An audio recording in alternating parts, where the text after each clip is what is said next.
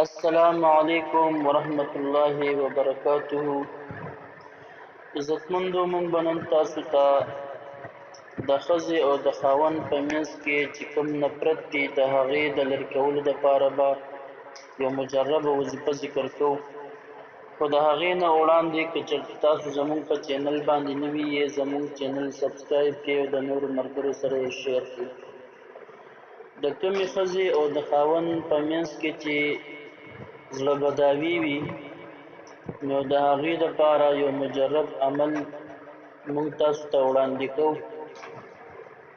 ښځه دې د اوده کېدو نه مخکې اول او آخر 7 ځله درود شریف ووایي او د دې په منځ کې دې سورت اخلاص یعنې قل هو الله احد تر د آخره پورې 41 ځله ولولي او د اوده کېدو په دوران کې دې هیڅ چا سره خبرې نه کوي او هر کله چې دا زنانه په کټ کې څملي نو سترګې به پټې کړي او د خاوند تصور به راولي او کله چې د خاوند تصور وکړي نو مخامخ به په سینه باندې هغه ورچف کړي.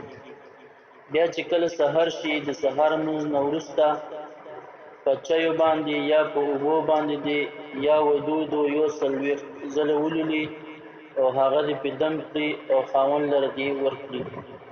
دا عمل به 21 ورځې یا 41 ورځې جاری ساتي.